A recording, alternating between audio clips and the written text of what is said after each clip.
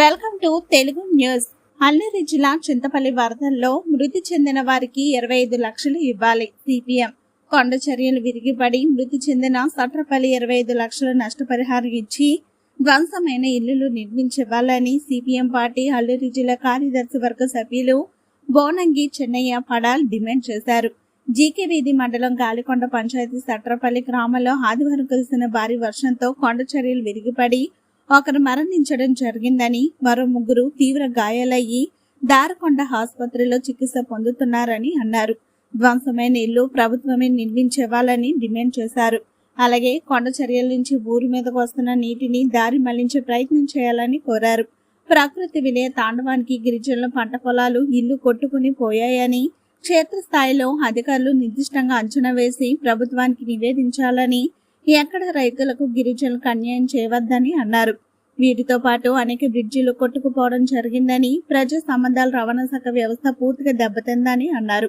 ఈ కార్యక్రమంలో జీకే వీధి సిపిఎం పార్టీ మండల నాయకులు గడుతూరి సత్యనారాయణ పాల్గొన్నారు. మాకు ఎటువంటి సిగ్నల్ లేదు, జియో సిగ్నల్ లేదు, బిఎస్ఎన్ఎల్ సిగ్నల్ లేదు. కాబట్టి కలెక్టర్ గారు దయచేసి ఎక్కడున్నా మీరు దయచేసి మాకు తొందరగా వచ్చి మాకు న్యాయం చేకూరుస్తారని. మాకు తినడానికి తిండి లేదు, కట్టడానికి బట్టలు లేవు. కట్టు బట్టలతోటి ఆ గురుమూర్తి ఆయన అది శివారులో ఉండడం వల్ల గురుమూర్తి ఇల్లుకి ఈ కుటుంబాలు అన్నీ కూడా వెళ్ళి అక్కడ తలదాల్చుకోవడం జరిగినది. కాబట్టి తక్షణమే మాకు 24 గంటల లోపల మాకు వచ్చి మా గ్రామాన్ని సందర్శించాలనేసి మేము కోరుకుంటున్నాం సార్. దయచేసి అలాగే రాజకీయ నాయకులు కావచ్చు, అలాగే మిగతా రెవెన్యూ సిబ్బంది కావచ్చు, మా గ్రామంలో ఇమీడియట్లీగా సందర్శించాల్సిందిగా కోరుతున్నాను. నమస్కారం సార్, నమస్తే, ఉంటాం సార్. దయచేసి మీరు తొందరగా మా కష్టాన్ని మా గ్రామాన్ని ఆదుకుంటారని మేము కోరుకుంటాము సార్.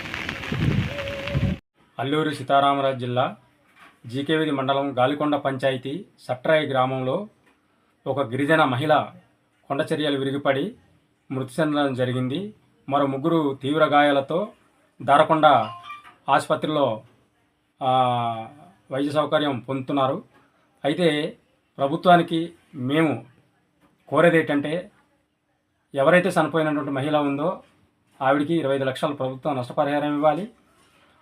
అక్కడ ధ్వంసమైనటువంటి ఇల్లులు ప్రభుత్వం నిర్మించి ఇవ్వాలని చెప్పి సిపిఎం పార్టీగా మేము కోరుతున్నాం.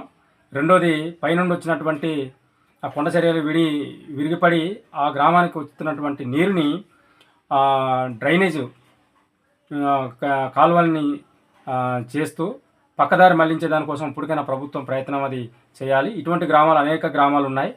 ఆ గ్రామాలన్నిటి కూడా క్షుణ్ణంగా క్షేత్రస్థాయిలో అధికారులు పర్యవేక్షణ చేసి ఈ రకమైనటువంటి విలయతాండవానికి గురి కాకుండా ప్రభుత్వాలు కఠిన జాగ్రత్తలు తీసుకోవాలని చెప్పేసి నేను కోరుతున్నాను. అందులో భాగంగానే అల్లూరి జిల్లా అనేక రోడ్లలో ప్రజా సంబంధాలు కానీ రవాణా సంబంధాలు కానీ దెబ్బతిన్నాయి. వాటికి అన్నీ కూడా త్వరలోనే మరమ్మతులు చేసి మళ్ళీ బ్రిడ్జీలు కానీ వంతెనాలు కానీ కూలిపోయిన దానికి పరిపుష్టిగా తీసుకొచ్చి మళ్ళీ ప్రజా సంబంధాలను కొనసాగించేటట్టు రాష్ట్ర ప్రభుత్వం ప్రయత్నం చేయాలని చెప్పి మేము సిపిఎం పార్టీగా కోరుతున్నాం, డిమాండ్ చేస్తున్నాం.